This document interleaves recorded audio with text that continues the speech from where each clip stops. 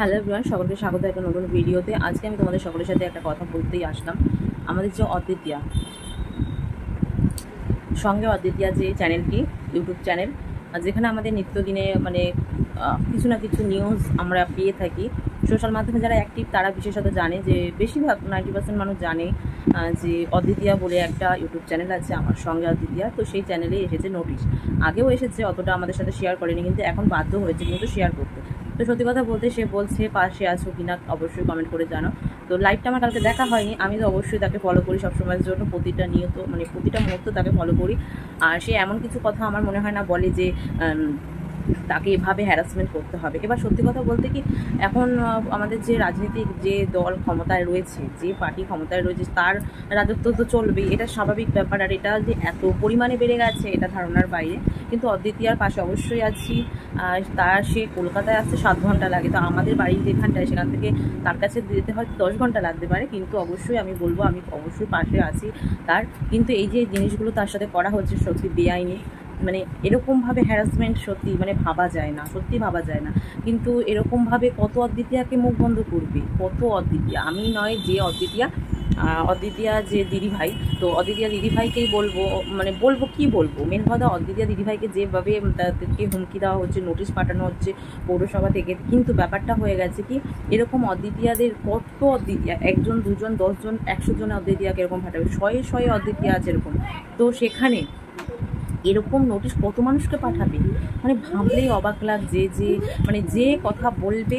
আমি ভোটাধিকার তো অবশ্যই সকলের আছে, সেমনি যেমন প্রতিটা মানুষের ভোট দেওয়ার একটা বয়সের পর অধিকার আছে, প্রতিটা মানুষ ভোট দেয়, প্রতি বছর দেয় কিছু, প্রতি বছরই তো ভোট দেওয়ার একটা অধিকার থাকে, যেটা প্রতি মানুষকেই দিতে হয়। সেরকম তো ভোটাধিকারের মতন তো আমার নিজের তো কিছু মতামত থাকতে পারে, সেটা আমি পোষণ করতেই পারি। সেটা কোথায় করবো না করবো সেটা আমার ব্যক্তিগত ব্যাপার। সে আমি তো মনে করি, যেমন রাজ্যের মুখ্যমন্ত্রী, দেশের প্রধানমন্ত্রী, দেশের রাষ্ট্রপতি, যারা যে বক্তৃতা দেয় বা তারা তো আমার মনে হয় সে যখন এটা যখন মুখ্যমন্ত্রীকে নিয়ে কথা হচ্ছে, আমাদের মনে হয় যে রাজ্যের মুখ্যমন্ত্রী যে তার অবশ্যই দায়িত্ব নেওয়া উচিত। এবার সে যখন ধর্মঘট করতো, এটা আমি না বলে পারলাম না, ধর্মঘটের বিরুদ্ধে সে বলছে, কিন্তু সে ধর্মঘট করে করে করে করে বন্ধ করে করে কিন্তু এই রাজত্বকালে আসলো। এখন সের মুখে শোনা যাচ্ছে যে বন্ধ হবে না, যারা বন্ধ করছে তাদেরকে গিয়ে আবার দোকান বলছে খুলতে, হুঁশিয়ারি দেওয়া হচ্ছে, পাড়ায় পাড়ায় এলাকায় অ্যানাউন্স করে যাচ্ছে যেদিন বন্ধ হবে তার আগের দিন যে সকলে কিন্তু সাধারণভাবে দোকানপাট খুলবে, কেউ বন্ধ রাখবে না, এতটাই। তারপরে বোঝা গেল এটাতে যে যেদিন নবান্ন চলো যে স্লোগান হলো 27শে আগস্ট, সেদিন যে কতটা ভয় পেয়েছে সেটা বোঝা যায়। কিসে নর্মাল ব্যারিকেড দেয় সেটা ব্যাপার আলাদা, এমনকি ঝালাই করে, রাস্তা খুঁড়ে ঝালাই করে, তারপরে কি বলে ওগুলোকে, জেসিবি দিয়ে যে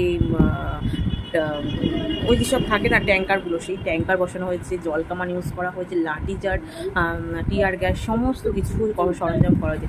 তাহলে যে এই যে জিনিসগুলো এখন যে বেরিয়ে আসছে আস্তে আস্তে, সেদিন তাহলে 14 তারিখ রাত্রে কী হয়েছিল, 14 তারিখ রাত্রে কী হয়েছে সেদিন, তো তাহলে কতটা পাওয়ারফুল আমাদের রাজ্যের পুলিশ সেটা তো প্রমাণ পেল এই সেদিনকার।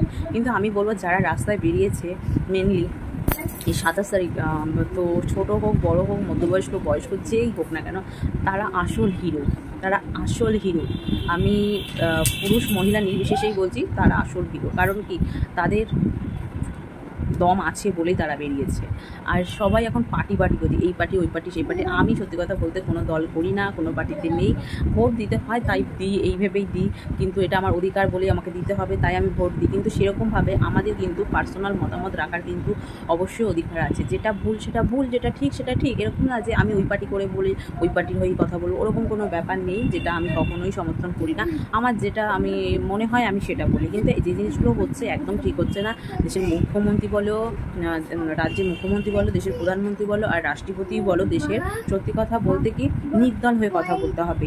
আমি এই পার্টির থেকে, আমি এই মুখ্যমন্ত্রী বলে আমাকে এই পার্টিকেই সমর্থন করতে হবে, একেই বলতে হবে, তো এরকম একদম হওয়া উচিত না। যেমন ধরো আমাদের দেশের প্রধানমন্ত্রী, তো দেশের প্রধানমন্ত্রী যে একটা পার্টিকেই সমর্থন করে যে তার উপরেই বিচার করবে, যারা আছে তাদের বিচার করবে, এটাও ঠিক না।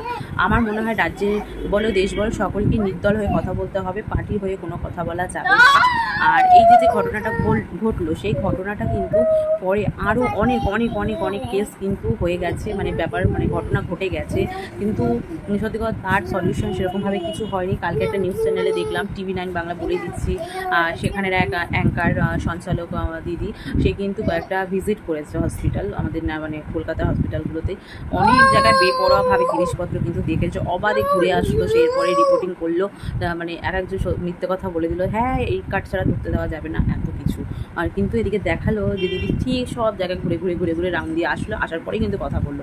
এরকম অনেক কিছু ব্যাপারে রাতের সাথে অ্যাপ নাকি এখনও চালু হয়নি, তারপরে স্টোরে মানে প্লে স্টোরে পাওয়াও যাচ্ছে না, খুব সমস্যা দেয়। মানে এরকম আমি কথা বলতে অনেক কথাই চলে আসবে, সেখানে আমি এটাই বলতে চাই যে অদ্বিতীয়া দিদির সঙ্গে যে হঠাৎ করে এই জিনিসগুলো করছে, এগুলো কিন্তু ঠিক না। এগুলো মেন বোঝাই যাচ্ছে হুমকি দিচ্ছে, মানে খুব বড়সড় মানে বিপদে পড়ে যাবে এরকম একটা বোঝাই যাচ্ছে, হুমকি আসছে দিচ্ছে, এই জিনিসগুলো ঠিক হচ্ছে না। যে যার মতামত রাখতেই পারে, কারো ভালো লাগবে কারো ভালো লাগবে না, কোন কে 14 তলায় বসে রয়েছে সে একটা নির্দেশ দিল কিনা, তার একেবারে যে তাকে যে সেনাবাহিনীগুলো মৌচাকের রানী মৌমাছিকে বাঁচাবে বলে সেই সেনাপতিগুলো সব শ্রমিক মৌমাছি যে ছেঁকে ধরছে, আসল কথা যেই মুখ খুলবে তাকেই বলে দেবে। এমনকি বলেছে যে সোশ্যাল মাধ্যমে যারা এই সমস্ত পোস্ট করছে তাদের ওপর ভীষণভাবে মানে কী বলবো, ভীষণভাবে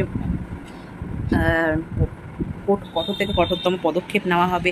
সত্যি কথা বলতে কি, কজন আর মুখ বন্ধ করবে? আমি না মুখ বন্ধ করলাম, আরেকজন তো মুখ বন্ধ না করতে পারে। এরকম শয়ে শয়ে এখন মানুষ অনেকে উঠে দাঁড়িয়েছে, মানে ঘর থেকে বেরিয়ে রাস্তায় নেমেছে, মুখ থেকে কথা বের করছে, মুখ বন্ধ করা যাবে না। একজন দুজনের মুখ বন্ধ করলেও সবার মুখ কিন্তু বন্ধ করা যাবে না। ব্যাপারটা এখানে এসে দাঁড়িয়েছে। তো দিদিভাইকে এটাই বলতে পারি যে অবশ্যই আমিও পাশে আছি। সত্যি কথা ভীষণই খারাপ লাগলো ভেবে যে হঠাৎ করে নোটিশ পাঠিয়ে দিল, বা 7 দিনের মধ্যে হুঁশিয়ারি দিল। কালকে রাত্রে আমার দেখা হয়নি, আজকে আমি একটু আগে দেখলাম বলে আমার মনে হলো যে একটা ভিডিও নামানো অবশ্যই দরকার। আমি অদ্বিতীয়া দিদিভাই থেকে একটা ভিডিও নিয়ে শেয়ারও করেছি তোমাদের সকলের সাথে, আর এই ভিডিওটাও তোমাদেরকে সরাসরি শেয়ার করছি। তো এই দিদিভাইয়ের পাশে থেকো সকলেই, ভিডিও করে হোক ভিডিও না করে হোক তার কমেন্ট বক্সে গিয়ে কমেন্ট করো, যাতে সে একটু সাহস পায়, সে যেন অন্যায়ের প্রতিবাদ করতে পারে, আর যেন সে আমাদের এই কমেন্ট ভিডিও তার পাশে থাকা দেখে যেন সে মনের সাহস যোগায়, আর ভগবান তাকে অনেক অনেক সাহস দিক, যাতে সমস্ত কিছু সে লড়াই করে জিততে পারে, অন্যায়ের প্রতিবাদ করতে পারে, আর কিছুই না।